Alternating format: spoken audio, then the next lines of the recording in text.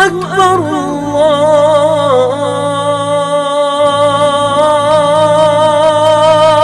الله أكبر.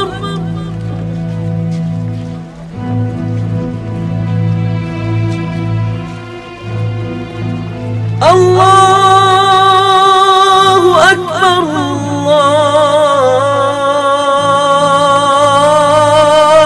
الله أكبر.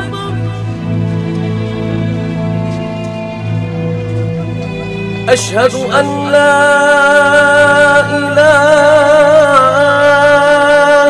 إلا الله.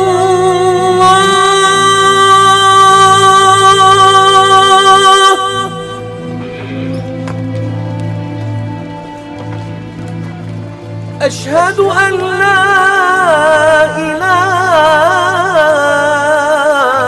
إلا الله.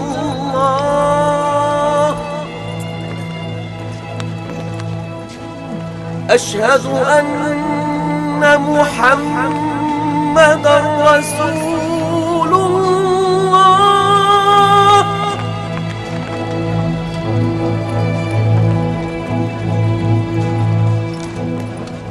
أشهد أن محمدًا رسول الله.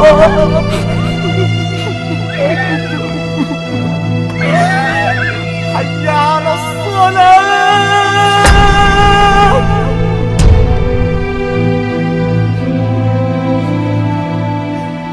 حي على الصلاة.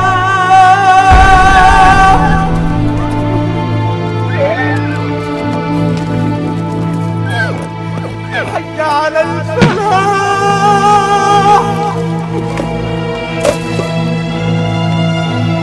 حي على الفلاح.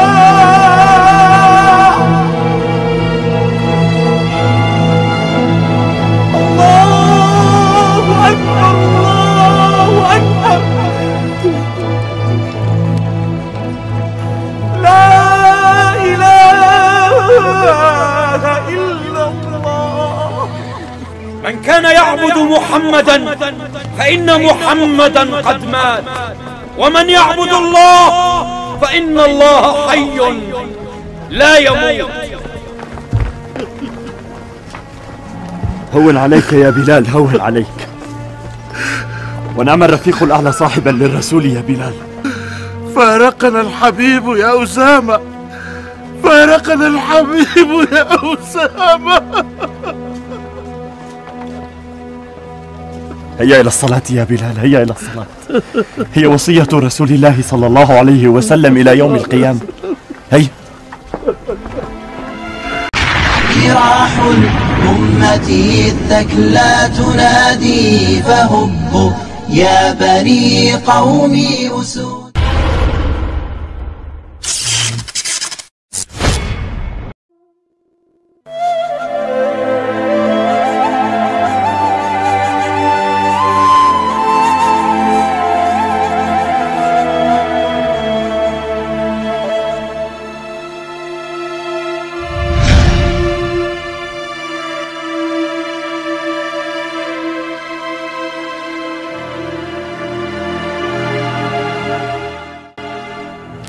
Assalamualaikum warahmatullahi wabarakatuh.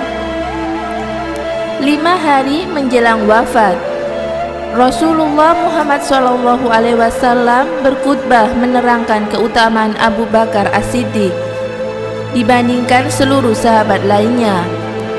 Ditambah lagi ilustrasi Nabi di hadapan seluruh sahabat agar Abu Bakar ditunjuk menjadi imam kaum muslimin dalam sholat.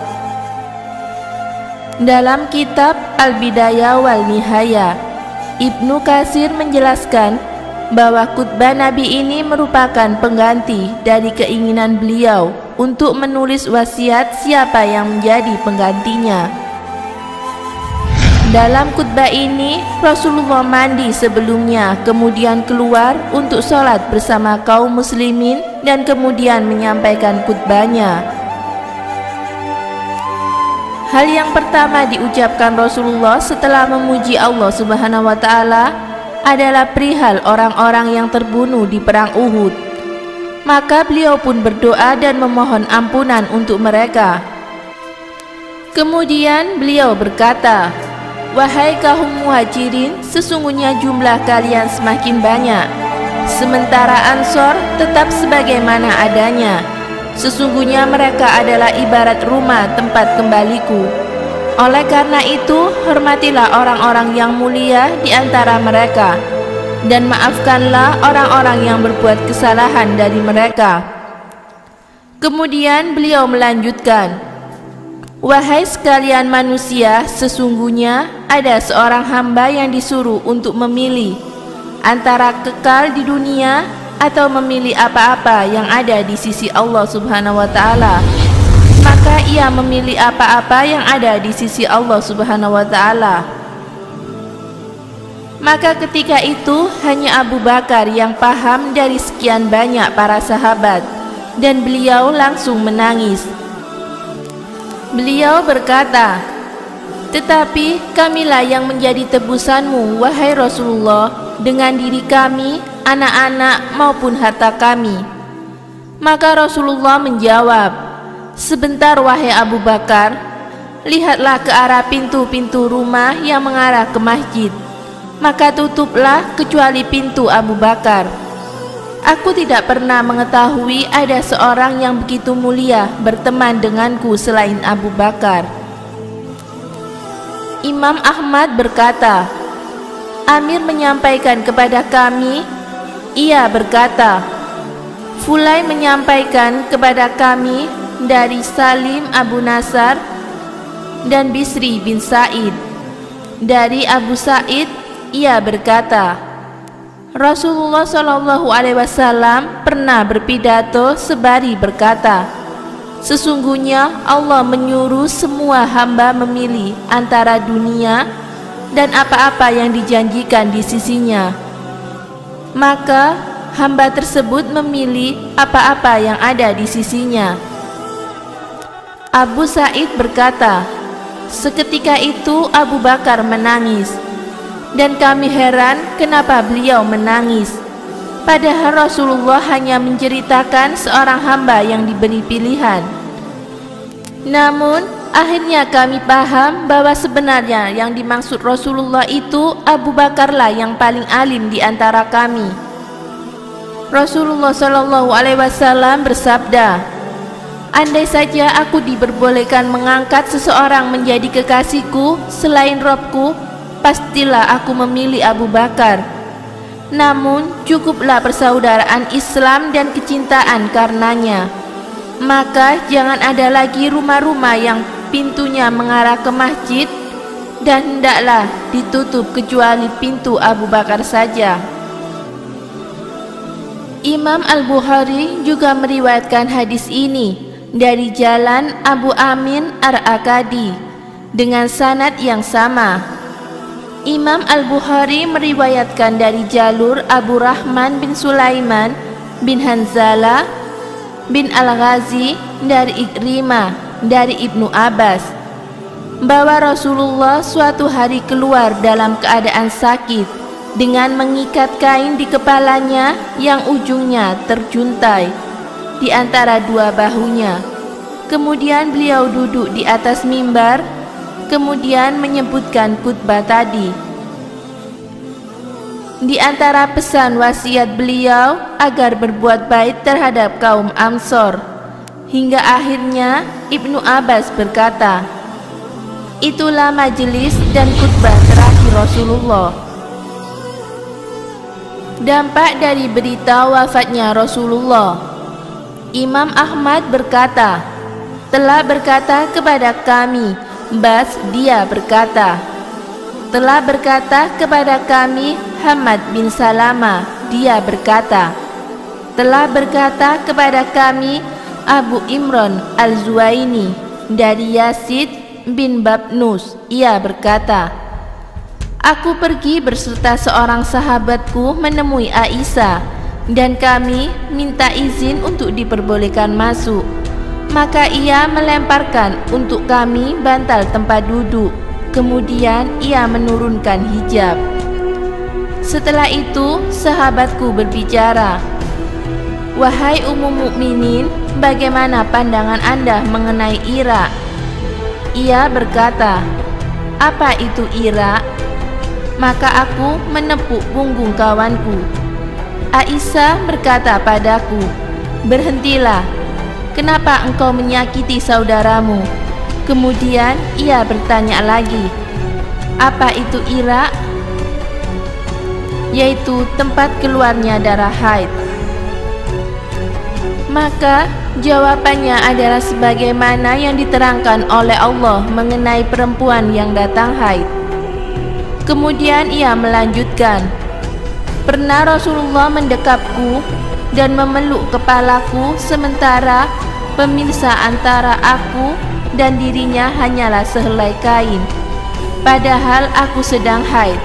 Aisyah melanjutkan, "Kebiasaan Rasulullah juga melewati pintu rumahku, beliau pasti akan mengucapkan kata-kata yang bermanfaat untukku. Suatu hari beliau melewati rumahku, namun tidak mengatakan apapun. Kemudian beliau lewat kembali dan tidak mengatakan apapun juga. Begitulah 2 hingga 3 kali. Maka kukatakan kepada pembantuku, letakkanlah bantal tempat dudukku di depan pintu. Kemudian aku mengikat kepalaku dengan kain. Tak lama kemudian beliau pun lewat. Rasulullah berkata, 'Wahai Aisyah, ada apa denganmu?' Aku menjawab, 'Aku merasa sakit kepala.' Rasulullah berkata, 'Namun kepalakulah yang lebih sakit.' Kemudian beliau pergi, dan tak lama kemudian ternyata beliau dibawa pulang dalam keadaan digotong dengan kain. Kemudian beliau mengirim utusan dan berkata kepada para istrinya, 'Aku sedang sakit keras dan tidak dapat lagi berkeliling ke rumah-rumah kalian. Maka izinkanlah aku agar dirawat di rumah Aisyah.' Maka sejak itu aku merawatnya. Padahal tidak pernah sebelumnya hal ini kulakukan kepada seseorang pun. Suatu ketika, tak kala kepala beliau berada di atas pangkuanku, tiba-tiba kepalanya miring ke arah kepalaku. Aku mengira beliau ingin bersandar di kepalaku. Maka keluarlah dari mulut beliau setitik ludah hingga yang mengenaiku dan membuat aku menggigil. Maka aku yakin bahwa beliau pasti dalam keadaan pingsan. Maka kututupi beliau dengan kain. Tak lama kemudian datanglah Umar bin Khattab dan Al-Mughirah bin Syu'bah. Keduanya meminta izin untuk dapat masuk, dan aku mengizinkan keduanya setelah hijab kuturunkan.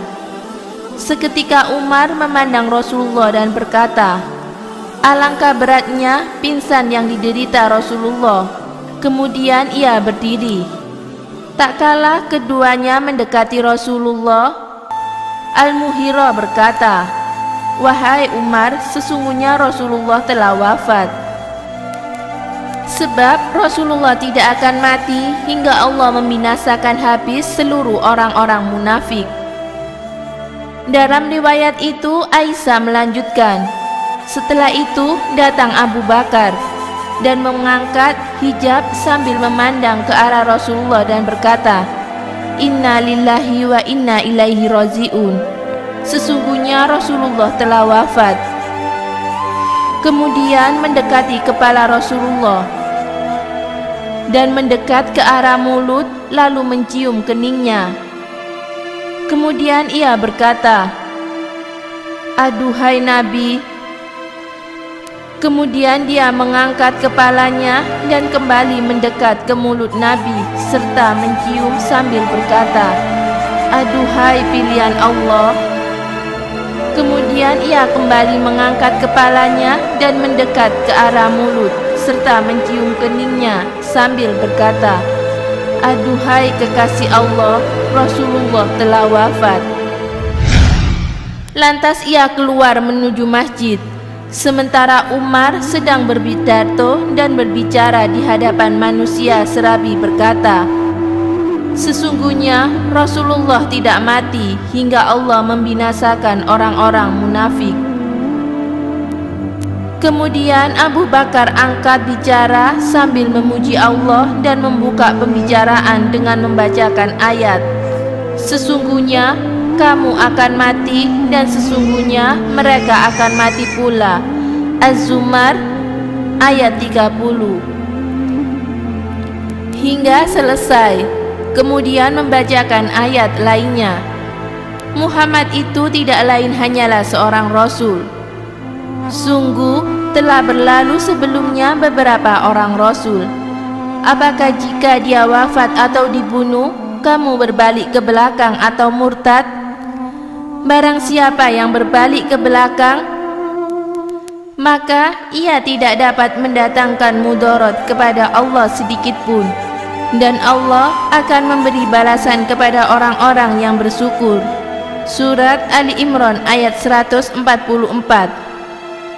Setelah itu ia berkata, barang siapa yang menyembah Allah, maka Allah hidup dan tidak akan mati.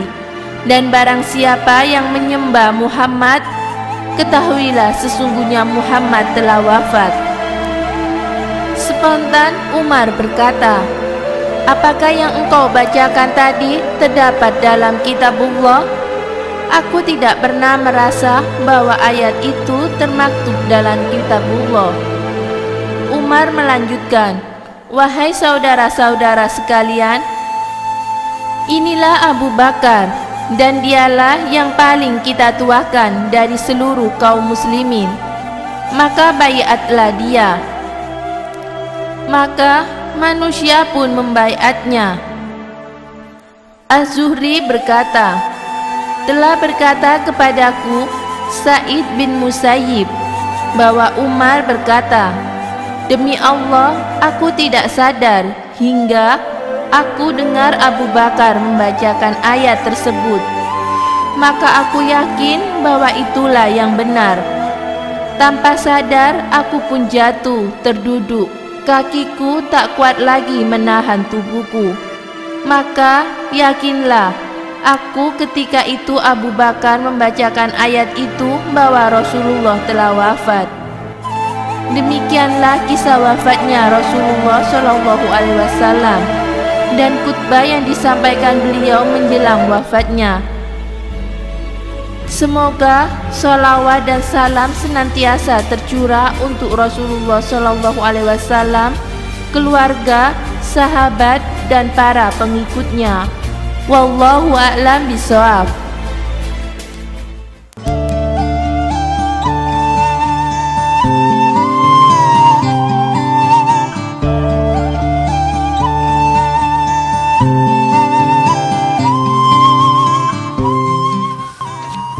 Assalamualaikum warahmatullahi wabarakatuh. Rasulullah Muhammad SAW wafat pada tanggal 12 Rabiul Awal tahun 11 Hijriah. Rasulullah wafat pada usia 63 tahun di rumah Aisyah istri beliau. Rasulullah wafat dalam usia 63 tahun. Beliau berhasil menguasai seluruh jazirah Arab masuk ke dalam Islam. Bayangkan, dalam usia 63 tahun beliau mampu menyatukan seluruh jazirah Arab dalam pangkuan Islam. Hari ini usia 63 tahun, apa yang kita hasilkan? Dan Rasulullah adalah orang yang sukses dalam mengemban misi kenabian dan menyebarkan agama Islam ke seluruh jazirah Arab. Meski Rasulullah menjelang akhir hidupnya, beliau sakit panas demam selama 13 atau 14 hari, beliau sempat untuk menjalankan sholat. Dalam satu riwayat disebutkan setelah sadar dari pingsan Rasulullah, sholat dipandu dengan Ali bin Abi Thalib dan Abbas bin Abdul Muthalib mengemani sholat subuh. Walau badan beliau belum fit. Demikian itulah, semoga memberi manfaat. Wassalamualaikum warahmatullahi wabarakatuh.